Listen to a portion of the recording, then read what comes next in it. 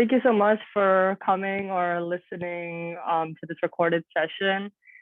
This is just a small collaboration between SU Study Abroad and the Language Learning Club on campus. So we're gonna start for our agenda today. We just have quick intros of everyone on our panel today. And then we'll have little story times because each of us have different experiences abroad. And we're just gonna discuss some of the themes that we learned abroad related to language learning. And lastly, we'll have a little Q&A or we'll just talk a little bit more about our stories perhaps. Okay, so for introductions, starting off with the Language Learning Club board members, maybe Arnav, you can start. Yeah, sweet. Thanks, Jacklin. So my name's Arnav. I'm a junior at Santa Clara, and I'm a comm major, and I'm minoring in international business. And I'm from, as you guys can see on the slide, I'm from Pleasanton, California, which is like 30 minutes from here. I also, so along with English, I know how to speak Spanish. And then in regards to my, like study abroad experience, during like in between sophomore and junior year of high school, I played soccer and studied in Genoa, which is a small city in Italy. All right, hi everyone. I'm Rachel. I am a junior and I am double majoring in finance and political science, then minoring in international business. I come from a multicultural background, and so I speak English, Mandarin, Italian, a little bit of French, and then I've also been learning Arabic. And as for my experience abroad, I haven't really studied abroad as a program, but I do have family abroad, and so over the summers, I usually spend time in Italy. Thanks, Rachel. Hi, I'm Jacklin. I'm currently leading the Language Learning Club on campus. I'm from Fremont, California, really close to Santa Clara, like 20 minutes. As for languages, I speak Indonesian at home because that's where my family's from. And I learned Japanese throughout high school, and I'm learning Chinese and Korean right now. And for experience abroad during high school, I studied abroad in Japan 3 times, I think, over the summers, and then once in Taiwan. And I will be studying abroad for 2 quarters in Seoul, South Korea this year. And I'm 3rd year, and my majors are econ and marketing, and minoring in Japanese and international business. Now moving on to our study abroad peer advisor. Maybe Jack, you can start. Sure. My name's Jack Hartline. I'm from Lake Bluff, Illinois, like a suburb of Chicago. And I speak English and a little bit of Mandarin. And the reason I speak Mandarin is because I used to live abroad in Singapore, which is English speaking country mainly, but then every local speaks both English and Mandarin. So that's why I learned. And so I've traveled throughout Southeast Asia and Asia in general.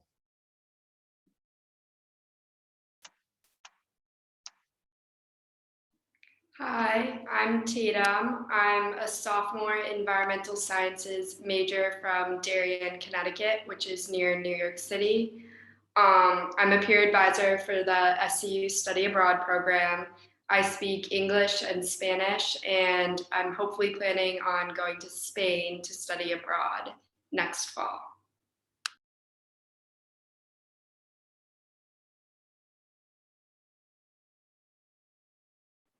Okay, now we're just gonna each kind of go through some of our study abroad stories, share some pictures, just give a greater overview of what we experienced during our time abroad.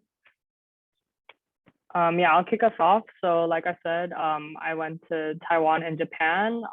In the top left corner, that's me with my host family in Taiwan and some food. The food was really good there. And I also did an internship in Japan, which is the middle picture, the middle group picture, which was a really good experience to kind of boost my business Japanese skills, as well as learn about kind of corporate culture in Japan.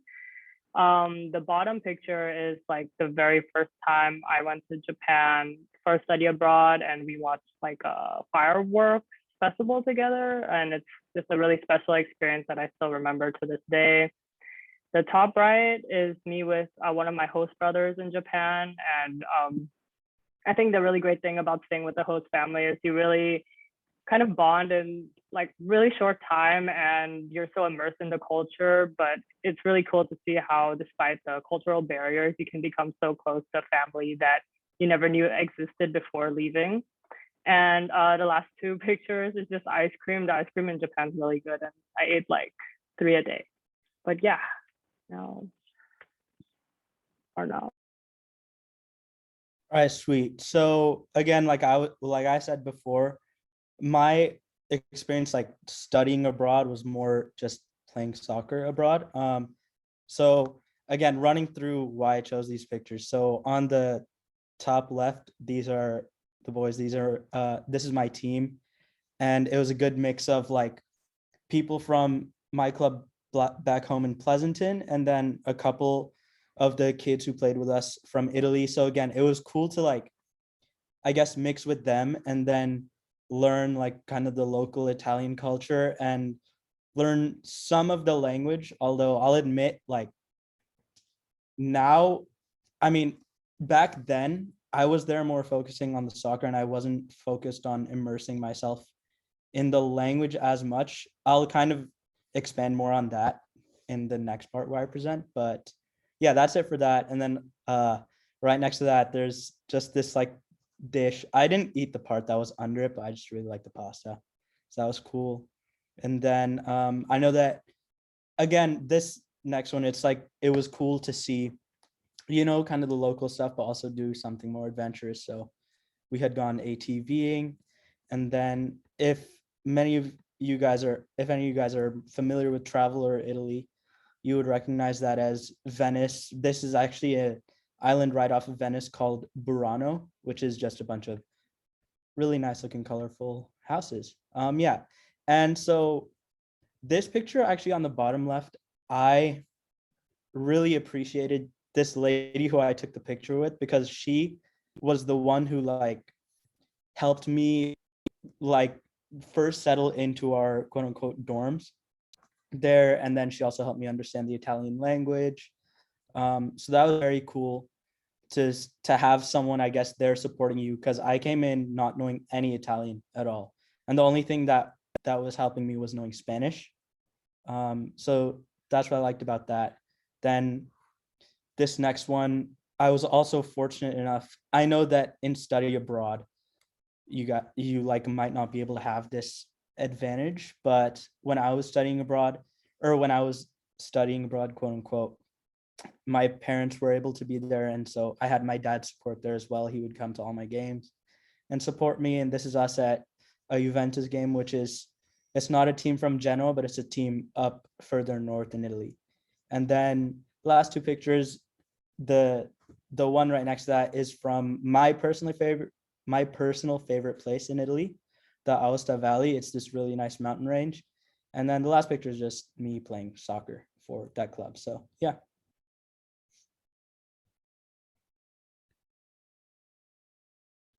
All right.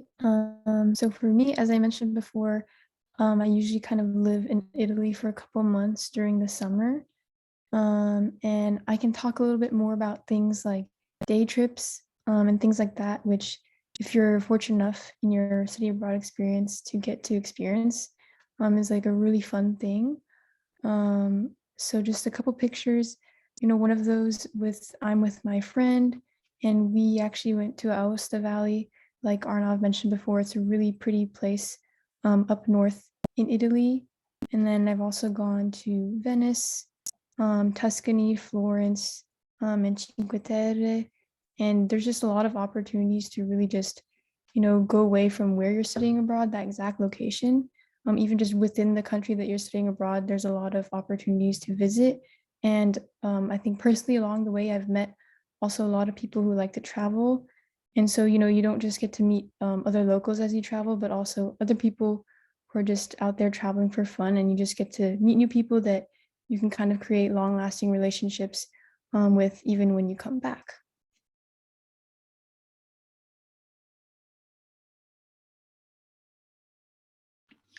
Okay, so I haven't really had the opportunity to study abroad yet, but I included some photos that are from some of my favorite trips I've taken abroad. 2 years ago, I went to Chiang Mai and Bangkok, Thailand to visit a close family friend who lived there. So she showed my family around and we got to see elephants and visited many temples in Thailand. Also, this past February, I spent a week and a half in Mexico while doing school on Zoom with some friends trying to take as cheap of a trip as possible. There's a picture in the bottom left. That was the restaurant I went to every single day because it had $1 tacos and the tortillas were amazing. Also, this summer, I went on a 1 week camping and hiking trip in the mountains of Peru to see Machu Picchu with my mom, my aunt, and my sister. I tried guinea pig for the first time because that's a big customary meal there. And I really got the opportunity to immerse myself in the culture and meet the local people who lived in the mountains, which was a great opportunity.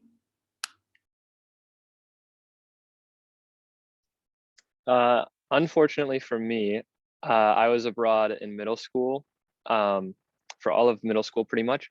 So all these pictures are very young me, and I did not have a smartphone. So these were the only photos I could get, or that I had on my phone. But my stories about them is the top or the left one was skiing in Japan. And this kind of shows why it's important to at least know some of the language when you show up, because obviously none of those signs mean anything unless you speak Japanese or can read it. And then the other two photos are both in China. And I think, again, it kind of places, there's a lot of places that in the world that are, they like try to benefit English speakers, and Japan and China, I think, are two great examples where, 98% of the population there is Japanese or Chinese respectively. So learning a language before you go abroad or knowing the basics is always a smart thing, because otherwise we would not have been able to get around unless we had someone that spoke Japanese or Chinese. So, yeah.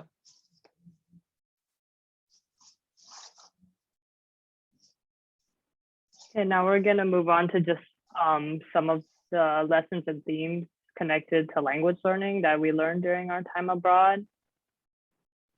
So I think the most obvious one is like doing essential things or necessities during study abroad. Language is very important. Just the things that you can do like in your home country by being able to speak the local language. I think it's something that many of us take for granted, like being able to order food, reading the signs. Like these are things that you might not think about too much before going abroad, but once you're actually immersed in the place, you're gonna realize like, oh, I wish I could read more. I wish I knew how to say this kind of thing. So for me specifically, when I went to Taiwan, I spoke zero Chinese and read zero Chinese. And especially because I look Chinese, a lot of people kind of came up to me and tried to talk, but I was never able to answer, which was very unfortunate in my opinion. So I think if you go to a country with like zero base knowledge of the language, the most basic things of everyday life become really difficult. So for me, I couldn't really order food, like go shopping, just like them asking, oh, like card or cash, or do you need a bag? Like I have to be like, oh, sorry, and then use Google Translate, things like that. Just kind of at least like studying the very basics will really go a long way, and you can really find interest through starting from the basics. Also asking for directions, like when you take taxis or Ubers, it's not always going to be reliable, and just being able to like, first of all, know where you live and like where you are pretty well, and practicing how to say that or asking like how to get there is going to be really important while you're abroad. And lastly, reading street signs. I think if you're studying abroad in Europe, this might not be as big of an issue, but if you're going to an Asian country, a lot of them use scripts like Taiwan, Chinese, or like Japan, Japanese. So just having a base knowledge of the language will really go a long way, more than most people expect when they're going abroad. And for Japan, since I went there a few times, by my last time, I was pretty conversationally fluent in Japanese. But even with that, like the basics all down, asking for help specifically, like for more complicated things, like talking to the police or if you lose your passport. I think even in English, this kind of situation might be hard to explain at times. So even with like that base level of knowledge, when it comes to more complicated situations, like, oh, your luggage got stolen or something that's a pretty big deal, like not relying on Google Translate and being able to like express the emergency or the urgency is kind of important, especially when it comes to urgent situations. And second of all, like making reservations, understanding the regulations, like rules, like these things usually take kind of a higher level of language. So just depending on what you really want to do in the country, you should think about, oh, like I really want to eat at really nice restaurants when I'm in France or something, then maybe you should practice like that dialogue for making a reservation or for ordering properly. And formalities, I think this is a big thing in Japan and Korea, especially. Like there's different ways to talk to different people, different honorifics to show your respect. And especially if you're really trying to immerse into the local culture, I think you need to have a good understanding of this in order to show respect and kind of quote unquote blend in with the people around you. Of course, you can't be like, you wouldn't, in English, you wouldn't say swear words to like some random grandma on the street. It kind of is the same concept because by not being able to speak formally, people will think you're really rude. So depending on the country you are planning to go to, you should do your research and understand that there's these different levels of formalities. And lastly, trying new food. For me, I have allergies, so this is a big one, and I have to be able to ask about like what's in the food, like who cooked it, what's in the kitchen, things like that. And once again, that becomes more complicated with a limited language skill. So just know yourself, know what you're gonna do, like emergency situations you might get into. And I think knowing that well before going abroad and kind of knowing the vocabulary for that will really go a long way once you're already in the country. Great, thanks, Jacqueline. I think you kind of already hit all the important points, but just to reiterate, I think this may sound super basic, but language is the key to communication. And I think this is especially true if you are staying in more rural areas that are far from cities. You know, when you go to the cities abroad, it's likely that you will meet people that do speak English just because it is a big city. But when you go further away, they usually do not speak any English. And so it's really helpful if you do know the language so that you can communicate. And I always feel like knowing the language is kind of the gateway to creating relationships with natives and locals. I think that when they see you try to learn the language and try to immerse yourself in the culture, they're more than happy to help you in return. If they see that attempt to really try to kind of integrate and speak with them, they're more than happy to help. And just a little small anecdote of when I went to visit Florence with my friend, we were window shopping for leather bags because Florence is well known for leather. And, you know, the owner didn't think we spoke any Italian, but then we started speaking and he was really surprised. And then that kind of just led to some more conversations where we shared, you know, our personal stories. And in the end, I was able to get a discount on my leather bag, which is a plus. And he also was more than happy to give a lot of local tips about local restaurants and scenic spots that, you know, tourists don't know about. And so that was able to happen just because I knew the language.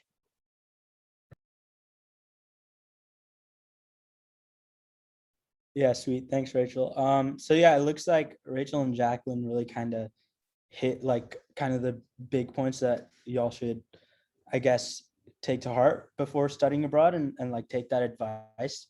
So mine is a lot more specific to certain situations, and it's just something that I was able to relate to during my time in Italy. And it's kind of like how to effectively communicate like in a short period of time, or how to effectively communicate very quickly, you know, if things need to get done very fast.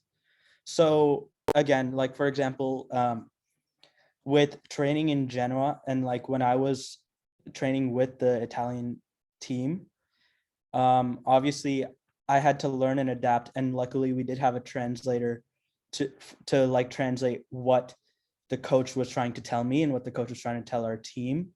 And my goal was to basically, as quickly as I could, pick that up and then execute those orders. So that's something that if I guess when you're studying abroad, if you're able to quickly immerse yourself in the language, that's something that you could do. Like, and let's say, obviously in studying abroad from SU, that'll most likely be from an academic standpoint. If your teacher wants you to do something like very quickly before class, or just needs you to get something done quickly, then immersing yourself in that language will enable you to kind of get that task done in a timely manner, and it'll help you in the future for understanding that language. So that's, and then one last thing, that's kind of like the big picture. And one last thing that I kind of thought was pretty fun when I was in Italy and like our team would kind of travel around different regions of Italy was understanding different accents. So for example, there's the Bergamo region of it. There are different regions of Italy. There's like the north where Turin is, and then there's a Bergamo region of Italy. This is just an example. In that Bergamo region, a lot of the way they speak Italian tends to be in a much deeper, more like burly voice, more like, I guess grunty is kind of like grunty or raspy kind of voice. And so you'll also, like when you're studying abroad, you'll also have to adapt to that. Like, let's say that you're studying abroad in Spain, the accent in Madrid might be a little bit different than the accent in Girona or Barcelona if you go travel around. And that's something to take into consideration when studying abroad and immersing yourself in a new language. And then one last, I'll kind of hit this point very quickly for the sake of time, but when studying abroad, I guess one of the biggest things I can say is that if you try hard to immerse yourself in the language of whatever country you're in and you really try to understand it, that's a skill and that's a language that'll probably stick with you for the rest of your life. And if not that, a very long time. That's something that I was not able to do when I played soccer there because I was focused on the soccer and not really the language. But I definitely wish that I had immersed myself more in the language because it would have been cool to understand Spanish and also understand some Italian. But yeah. Thanks, Arnold. So we have a quick Q&A. I think since most of the people watching this are probably watching this in their own time, maybe I'll ask a question that some people might have in their heads. So we'll have everyone answer this. What is one of the biggest challenges you faced abroad related to language learning, and how did you overcome that? Just to give everyone time to think, I'll start and I'll give two, so you guys have a lot of time. My first one, which was quite basic, in Taiwan, I remember I came back really late by train and had to take a taxi back to my host family's house. And I had no Wi-Fi and the address wasn't correct. So like the taxi driver kept trying to input the address, but it just wouldn't, it said it's not a real address. So because of that, and because I had like no way to kind of correct or find the correct address, I had to find like a public bike and bike home at like 12 a.m. I got there at 2 a.m. and yeah, it was very memorable experience. And I wouldn't say I overcame it, but after that, I never forgot how to write out my host family's address. So just like things like that is like things you never really expect. And then another one for me in Japan is the very first time I went to Japan, a common problem in Japanese public transportation is like having stalkers or people following you around. And at that time, I didn't speak Japanese and had to talk to police about it. And because, like, again, of the formalities and everything, I just didn't understand anything at all. I had to get someone to translate for me, and it just became such a long process and really like difficult. The problem really didn't get solved. But because of that, I kind of like practiced with my host family, like police or like asking for help conversations. And that's how I was able to go back and kind of explain the situation better. So yeah, maybe one of the peer advisors can talk about their experience. Sure. Mine is also related to Japan. When I first moved to Singapore, my dad he had a business trip to Japan, and my mom and I decided to join for the weekend because we hadn't traveled through Asia at all yet. The only issue was our flight was pretty much a red eye. And so we got in around 2 a.m. and my dad is the only one that had a phone that worked in Japan and like knew a decent amount of Japanese to get around. And so we landed, and my dad had accidentally fallen asleep and was not waking up to his phone.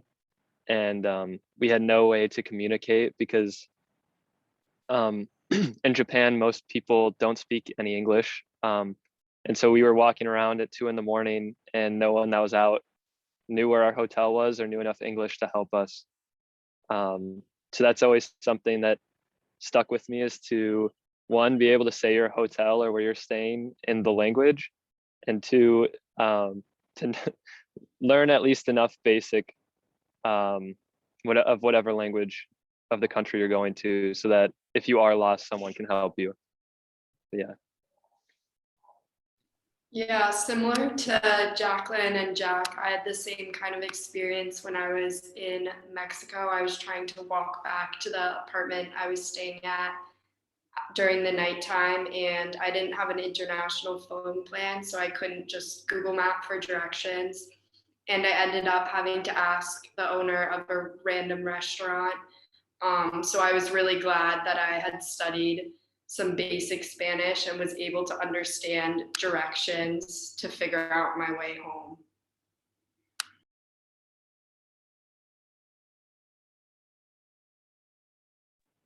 Maybe Rachel or and Arnav, do you guys want to take on the question as well? Yeah, I can go. So mine is kind of related to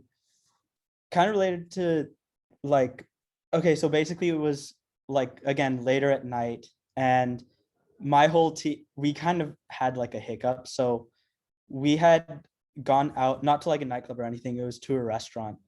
And then my whole team basically left without me, like, and took the bus to get back to our dorm without me. So and the translator had gone as well, because the translator, the coaches, the players, trainers all go in the same bus. They just forgot about me, and that was kind of my fault because I forgot to text our chat. But anyway, so I was left in that restaurant by myself without a translator. I did not know how to speak Italian, like literally one bit, other than knowing how to say like shoot the ball or like turn and pass, like soccer stuff. So, and the way that I kind of went about that was literally just being, I guess I had to be very outgoing, if that makes sense. And I had to just literally ask around different tables, or even ask the waiters like, hey, can you help me get to this address, which was the address of our dorm? Like, what bus do I take? Can you please call me a taxi, whatever.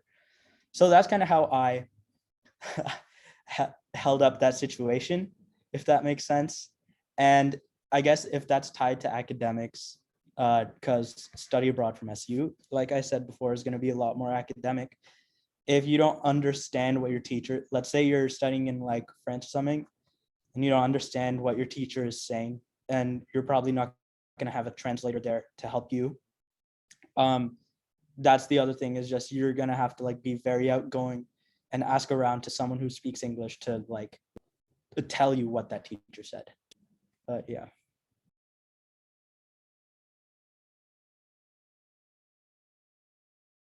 Okay, I can speak a little bit on this, but to be honest, I haven't really had similar experiences like this because when I usually go to Italy, I usually stay with family and friends. And so usually they kind of guide over in any of these situations. But if anything I can think of kind of goes to what Arnav was talking earlier about accents in different areas of a country. So I'm from like used to the northern accent, but I went down south and in the smaller towns, they actually don't even speak the standard Italian, they speak dialects, and that kind of varies a lot. And I just remember one time I was trying to order food at a restaurant and I thought I knew how to order food, but I really couldn't understand what the owner was saying. So it kind of just ended up turning into a lot of pointing and then just trying to like match the sound of the standard Italian language to their dialect. But that's it. Yeah.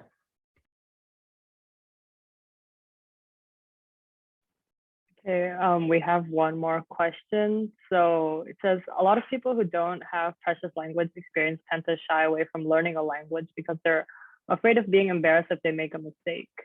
So do you have any advice for new language learners? And do you have an example of a time when you made a conversation mistake and navigated that? I can start off. So yeah, I think this is very relatable. No one wants to make mistakes, especially if you're in a group of like native speakers, I think can be very embarrassing and overwhelming if you're just starting.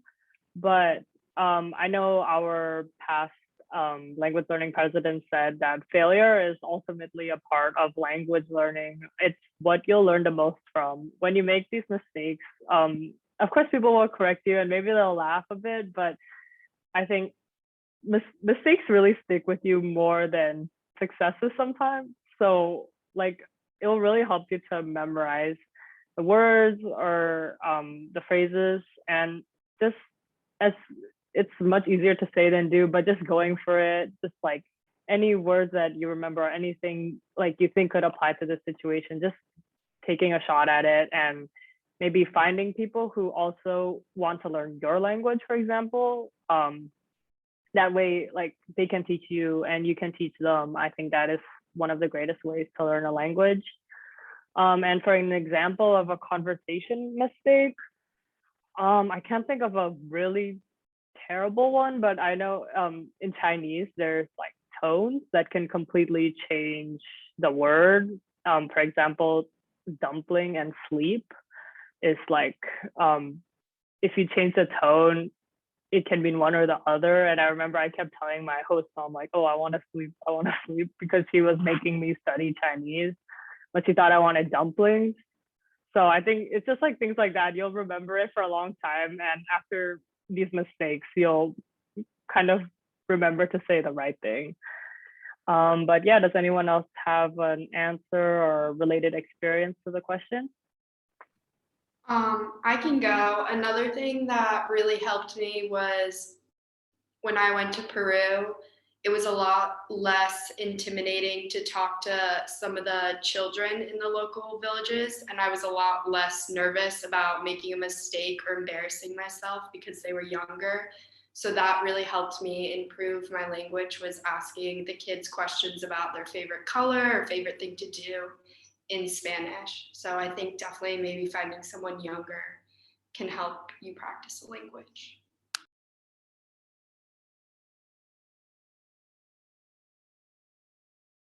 I would, what my experience would be is, I think, especially if you're learning abroad, and that's how, like you starting to learn abroad, is just knowing that the people always respect you a lot more if you're trying to speak their language. And if you're not fluent, they can tell instantly based off of your accent that you're obviously new or not from the area. And so people always be very patient with you as long as you're like showing them the same respect. And I especially noticed this in Japan and China, where the people are very passionate about you learning their language. And if you even try to say it, like if you just try to order in the language and you're messing up over and over, they'll be super excited and willing to help you because you're putting in the effort. Whereas like there's many people that go abroad and they don't care to learn the language, and they just expect everyone to adapt to them because they're the ones paying money to be there. And I think showing the respect that you're going to try to learn the language while you're there, the people will understand that you're new and always just help you instead of getting annoyed. Like a lot of people think they might get annoyed, but they're always helpful. Yeah, no, Jack, if you're done speaking, I can like. Oh yeah. All right, sick. So I think that's a good point that Jack made. And it's you have to go in with that mindset when you're studying abroad and you want to speak that language. It's like, even if you think that you're speaking the language really well, the locals will instantly know that you're foreign. Like, even if it's like the slightest twinge of your accent is off, or like the slightest wrong, maybe not wrong grammar, but more like the slightest twinge of your accent is off, they'll know that you're not from there. So it's more about just like, again, approaching learning that language with mindfulness and respect, and they'll show that respect back to you, that you're trying. And I guess for the people who are going to watch this later, I will let I will share this story, which is very embarrassing. But it happened in Spain when this was just a family. This is not related to in Italy, but this is just in Spain. When it was a family vacation, and I remember me and my dad and my brother were playing like pickup soccer with some kids, and then I had slipped because we were just playing on like some dirt, and then I had slipped, and then I was talking to the kids in Spanish. So what I said, which I thought was, oh, how embarrassing, this sucks. I went like, ay, que embarazada, and embarazada means pregnant in Spanish. So yeah, I don't even know why I'm sharing that, but hey, I guess that'll give you good perspective as to how embarrassing that can really be. And like, to say how embarrassing in Spanish, that would be like, ay, que vergüenza, which is like, the literal translation is, oh, what a shame, but that can also be how embarrassing, whatever. So yeah. I can add on to this. I actually started a new language last year. I started learning Arabic at Santa Clara, and we had to do this thing called Talk Abroad, which is where you speak with native speakers of the language. And I was absolutely terrified. I was like, I've only been learning Arabic for like a couple months, and you're telling me I have to, have a conversation with the native speaker. But, heeding my professor's advice, I just went into it thinking, like, it's okay. They know that you're not a native speaker, and they just know that you're actually learning, that you really want to learn from them. And so I went in, and it actually wasn't bad, and actually had a lot of fun. The native speaker that I talked to was actually really interested about me and why I was learning Arabic. And so she just saw that I was trying, and she kind of responded in a really nice way and was really helpful. And also, little like funny story, it's not that funny, but I was talking to her, and she was like asking me, what am I going to do after the conversation? And I was like, oh, I was planning on saying I'm going to go study for a couple of hours because I have homework. But instead of saying hours, I said years. So it ended up being like, I'm going to be studying for the next 5 years. And she laughed, but then she, told me what I said. And so now I remember the difference between hours and years. So it's also a good learning experience because I remember making that mistake and her helping me out. So yeah.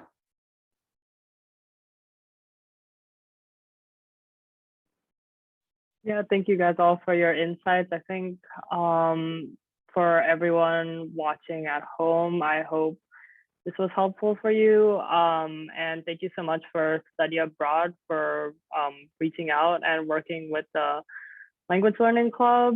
Thank you especially to Jack and Tatum, and definitely feel free to reach out to any of us if you have questions about study abroad or language learning. And if you're looking for a language learning community, definitely join the Language Learning Club here on campus.